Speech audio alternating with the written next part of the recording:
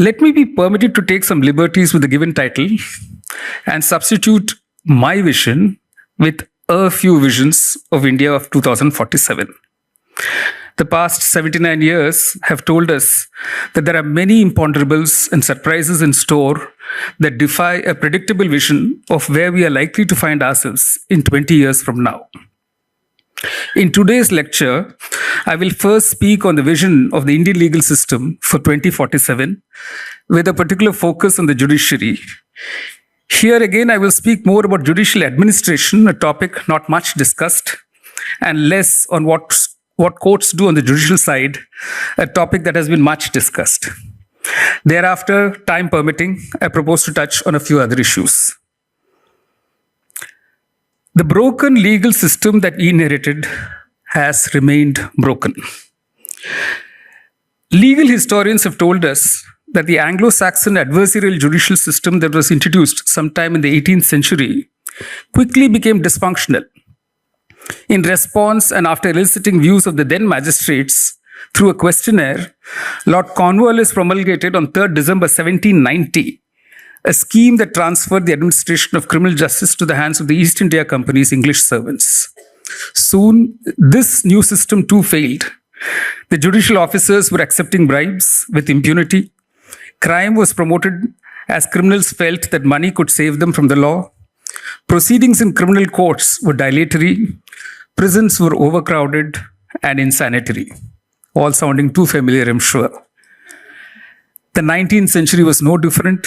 In William Bentinck's time in 1833, it was acknowledged that the criminal justice reforms had failed to achieve the twin objects of a court: cheap and quick decisions of cases. The same scenario played out in 1923 when a civil justice committee was set up for suggesting law reforms. And in 1958, when the first Attorney General for India, M.C. Setalvad, chaired the 14th Law Commission, they were faced with the same predicament. They were asked, should we continue with this broken system or go back to our Indian judicial systems?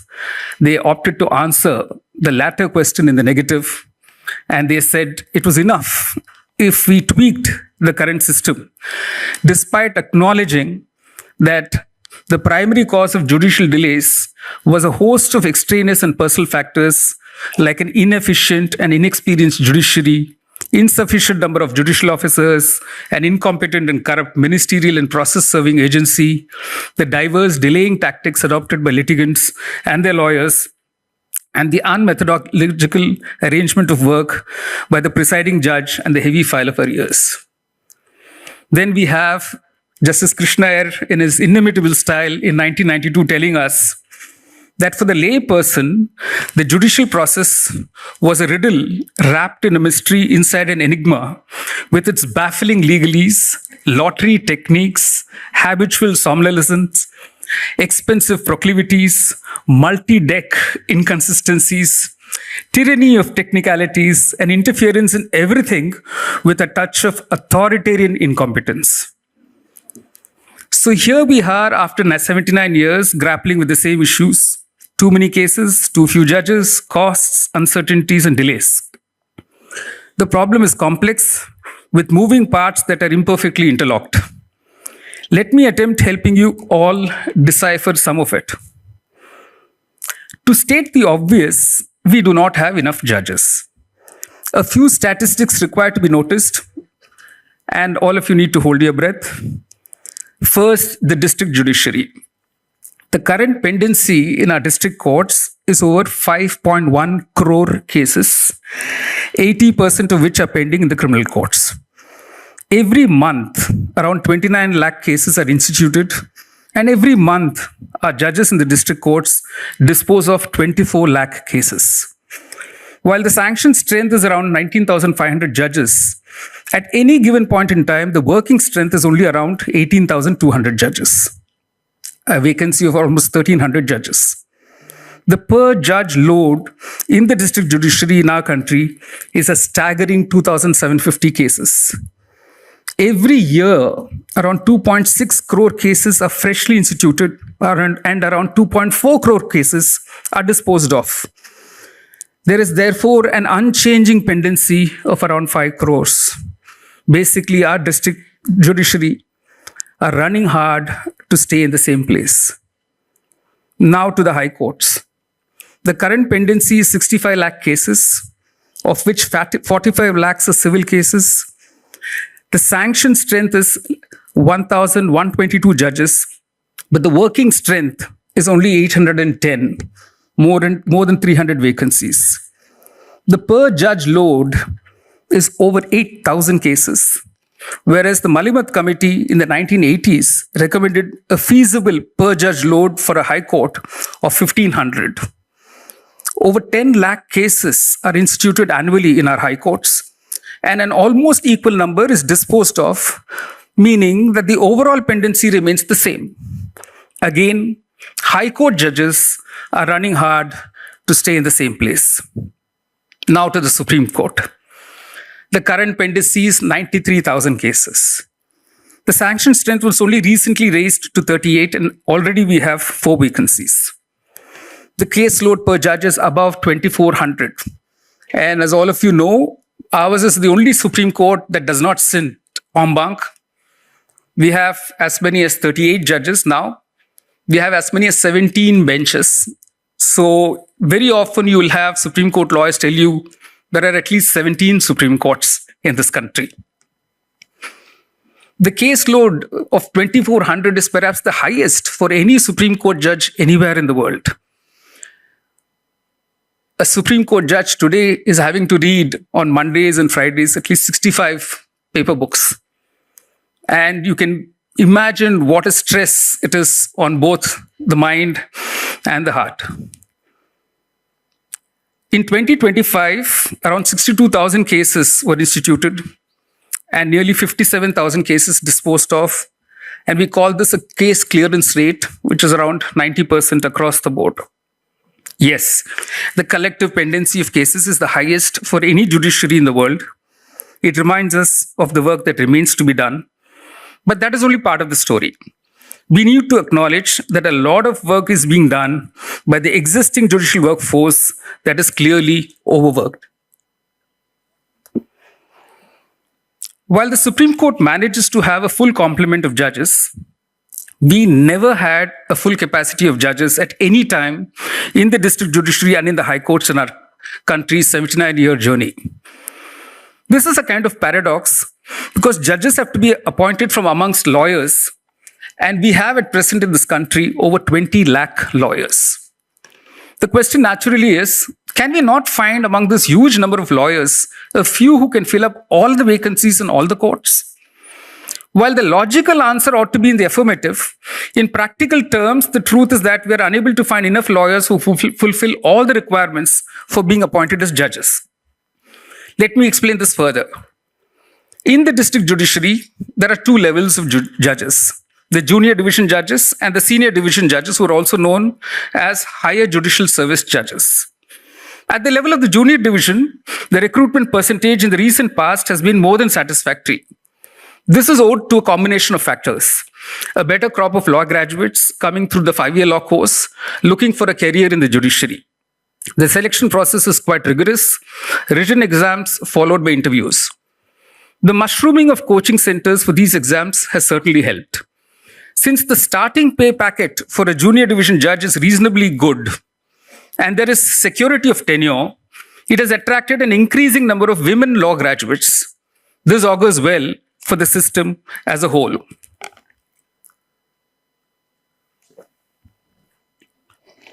At the level of the senior division in the district judiciary, there are 2 broad streams of recruitment. 50% is from among serving junior division judges through promotion, 25% from among them through departmental exams, and the remaining 25% are to be filled up from among lawyers with a minimum of 10 years standing. There are written exams followed by an interview conducted by judges of the High Court. Year after year, and this is what is most surprising, year after year, a large number of these direct recruit vacancies go unfilled.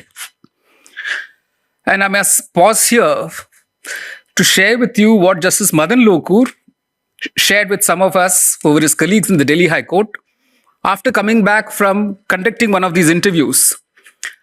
He looked at the application form of one of these candidates, and one of the columns said, Please give the names of people you know. So he'd filled up as the first person he knew. He said, Narendra Modi, Prime Minister of India. So Justice Lokur asked him, you say you know Mr. Modi, but does he know you? He said, sir, but the question simply was, give us the name of the persons you know. So to which Mr. Justice Lokur told him, but at this rate, you could well say President of India. He said, sir, that is what my brother has said in his form and he's waiting for his interview. This reflects poorly on the competence of lawyers practicing the district judiciary. It also raises serious questions about the quality of the legal education in this country. More on this later. For appointments of judges to the high courts, the procedure is more elaborate, involving the judiciary and the executive. Despite switching over in 1993 to a collegium system that gives primacy to the view of the Chief Justice of India in the matter of appointments, both to the Supreme Court and the high courts, there is a general agreement now that this has not served the objective of getting the best possible candidates. The appointment process has in the past 12 years witnessed unexplained interference by the executive. Compounding this is the vagueness of the criteria, a lack of transparency, and an overall inefficiency. Let me explain the last bit. Although we know for certain what the date of retirement of each serving High Court judge is, we are unable to select and keep the replacement ready to take over so that there is no vacancy. A few years ago, at the prodding of the National Case Management System Committee, we simply increased the sanction strength without improving the appointment process. This made the vacancy position even worse. The prospect of never being able to catch up, even by 2047, is real. When Justice Sanjeev Khanna was the Chief Justice of India, the Supreme Court uploaded on its website the criteria that it looks into for selection of candidates for appointments as High Court judges and Supreme Court judges. They called this the performance appraisal template. But that is only a halfway house to transparency. We still need to know whether the candidate found eligible satisfies the criteria. We owe that disclosure to the people of this country. They must have the confidence that only the best among those available are being appointed both to the high courts and the Supreme Court. One dearly wishes this happens much before 2047. At this point, I want to make a distinction between what we commonly understand as pendency of cases in courts. This has been said before, but needs reiteration. The courts cannot be compared to automobile assembly lines, and disposal of cases is not the same thing as assembling cars. It is too simplistic to think that by merely appointing more judges, the existing pendency of cases can be effectively tackled. Every case filed in the system is not a pending case because it has to go through different stages before it can be said to be ready for a final hearing and disposal. Further, each category of case has a different life cycle having regard to its complexity. A murder case cannot be compared to a motor accident or a traffic violation case. There has to be, therefore, a scientific method of first determining what is the optimum time that can be taken for disposing of a particular type of case, and then finding out whether the judge dealing with it has been able to meet that standard. Then there are many cases among the 5.5 crore cases in the formal legal system that are actually dead cases, where the parties are not alive, the subject matter does not exist, the law has changed, the government's position on the issue has changed irreversibly. Then there are absolutely petty and pointless cases, from those punishable with fines for insignificant infractions to enforcement of sureties or an execution petition with the recovery of a sum as low as 1,000 rupees. While I was Chief Justice of Orissa, I found 30 to 40,000 cases under the Forests Act and under the local excise laws, where carrying firewood beyond 5 kgs was a punishable offense, carrying a plastic can of locally brewed liquor of just 5 liters was a punishable offense. And these standards had been fixed more than 70 years ago, and these cases were clogging up the system. I could persuade the government to say, just increase the limits but twice or thrice, and it ended up closing almost 30,000 cases. So this is possible to be done, but for which we must go into the record rooms of our courts. If these cases are eliminated, we can arrive at a realistic figure of the actual live cases that can be considered arrears if they have crossed their life cycle. And that won't take, as the popular myth goes, 300 years to be disposed of. So how do we go about doing this? For this to happen, we need to engage an army of law researchers, young law graduates, or even sometimes students, and perhaps retired judicial officers in the various states. These can then delve into the court record rooms and categorize cases that are dead, those that need a formal ritual of disposal, and so on. In criminal cases, this will require the cooperation of the police. And of course, the lawyers will have to help. We can also persuade governments to drop cases of little monetary value. Our judges can then spend their energies on far more serious cases that require urgent attention. These measures will reduce the pendency docket considerably. This can certainly be done in the next 5 years if we begin now. The 2047 docket position will look much more manageable if we manage to achieve this. Then, this is my favorite line in most of my lectures on the working of the courts. Judges alone are not responsible for the delay in disposal of cases. This is a myth and requires to be broken. The statistics tell us that judges are doing their possible best, with the case clearance rate being 90% and over.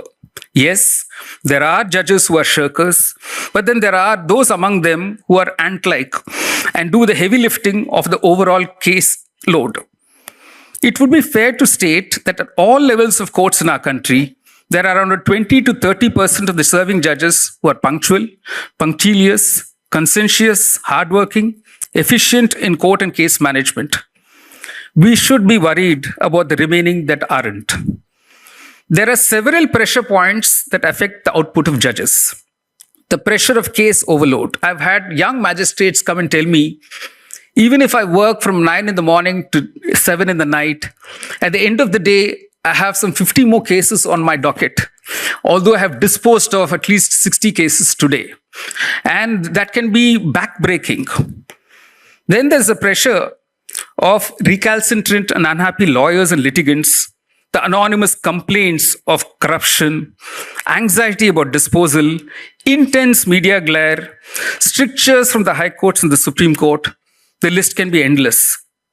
Above all this is the stress that judges undergo in dealing with human problems day after day, hour after hour. You know, if you're a family court judge, on an average, on a daily basis, at least there will be 5 cases where in the chambers, you will be asking a 5-year-old, does the 5-year-old want to go to the mother or the father? And in many of those cases, the 5-year-old will be turning back to the judge and asking, why should I choose? And judges are supposed to do this day after day. The mental fatigue of judges is seldom acknowledged or accounted for within the system. And I mean judges at all levels, at the levels of the district judiciary, the high court, and the Supreme Court. Then there is a problem, a real problem of uneven distribution of work. In a state, some courts in the major cities have a disproportionate caseload compared to their counterparts in other districts. For instance, in a medium-sized state like Odisha, the court of the Judicial Magistrate of Cuttack will have a caseload of 1.25 lakh cases, whereas the counterpart, say in a remote district like Nuwabada, will have a load of not more than 10,000 cases. As much as a huge load can slow down even the most efficient judge, lack of work can frustrate even the lazy judge. And this is true of the high courts too. You would not believe it, but there are courts in the northeastern part of this country, high courts, that hardly have a caseload of even 3,000 cases. I checked these figures just before coming for this lecture. The entire pendency in the Sikkim High Court is 328 cases. In Tripura, it is 1,609 cases. In the Meghalaya High Court, it is 1,495 cases. And now compare it with the Allahabad High Court. It has a caseload of over 12 lakh cases, with 40% of those being over 10 years old.